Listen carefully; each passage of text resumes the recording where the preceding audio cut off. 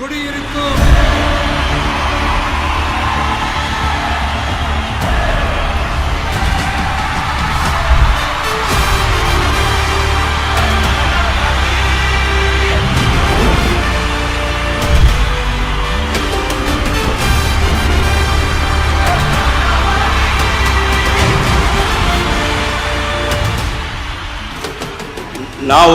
நான் ஒரு போஸ்ட்மேன் மாதிரி உங்களுடைய இந்த கரகோஷத்தை அவர்கிட்ட கொண்டு போய் சேர்க்க போறேன்.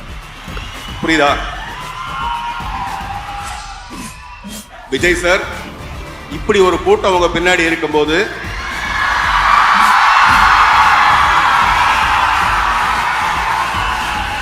கலங்காதீங்க, தைரியமா இருங்க. தொடர்ந்து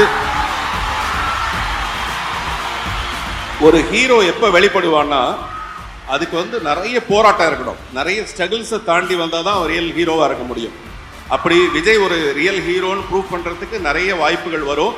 இது எல்லாத்தையும் கலங்காமல் முயற்சி பண்ணி போராடிக்கிட்டே இருக்கணும். அதுதான் இந்த ஸ்ட்ரென்த் நீங்கள் அவருக்கு கொடுக்கறது.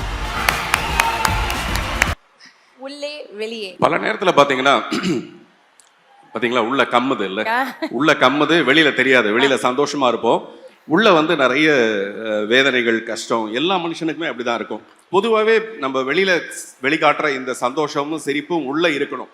அதுதான் நிஜமான வெற்றி. அதனால எனக்கு எப்போ வெளியில இருக்கிற இந்த சந்தோஷம் உள்ள வரும்னா, என்னுடைய அடுத்த படம் கமர்ஷியலா பெருசா வெற்றி அடையும் போது டெஃபினட்டா அந்த சந்தோஷம் எனக்கு சேரும்.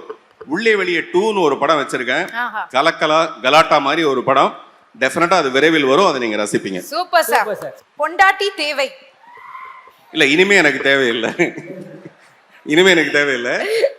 நான் இந்த டைட்டில் வைக்கும் போது என்ன சொன்னாங்க இந்த மாதிரி, அப்ப கூட எனக்கு பொண்ணு தான் தேவை பொண்டாட்டி ஆகிறதுக்காக, பொண்டாட்டி தேவையில்லை எனக்கு. புரியுதா? நான் தெரியாம அந்த மாதிரி ஒரு டைட்டில் வச்சுட்டேன். பொண்டாட்டி தேவைன்னா அது ரொம்ப ராங்கான டைட்டில்.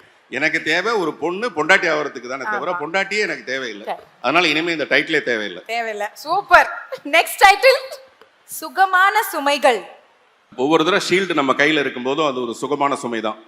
இந்த ஷீல்டுங்கிறது ஒரு சுகமா இருந்தா கூட அதுக்கு பின்னாடி ஒரு ரெஸ்பான்சிபிலிட்டி இருக்கு.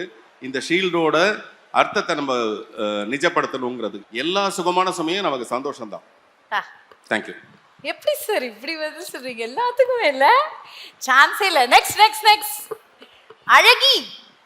அழகி என்ன சொல்றது, நான் அழகியை பார்க்கறது இல்ல, பார்க்கறவங்கள நான் அழகியாவே நினைக்கிறேன். அது ரொம்ப ரொம்ப சிம்பிளான ஒரு விஷயம். ஒரு பெண்ணுகிட்ட ஒரு அழகு இருக்கும். அந்த அழகு உருவமா இருக்கலாம் அல்லது அறிவா இருக்கலாம். அந்த மாதிரி ஒரு பெண்ணும் ஒரு சிறப்பான ஒரு பெண்கள் தான். அந்த வகையில் நான் பார்க்குற பெண்கள் எல்லாம் அழகியாவே பார்க்குறேன். சார், நீங்க கடைசியா பார்த்து ரசிச்ச ஒரு அழகி யார் சார்? கடைசியா பார்த்ததா? கடைசியா பார்த்து ரசிச்ச ஒரு அழகி. இப்போ இந்த ஸ்டேஜுக்கு வரதுக்கு முன்னாடி வரைக்கும் வந்ததுக்கு அப்புறம் கீக்கியை பார்த்தேன். ஓகே. நீங்க கேட்கும்போது கீக்கி இந்த பக்கம் திரும்பிக்கிறாப்ல, அதாவது எனக்கு கியூ கொடுக்குற மாதிரி, கொஞ்சம் நம்மள சொல்லுங்களேன் அப்படின்ற மாதிரி. ஐயோ, அந்த சார பார்த்தேன் நானு.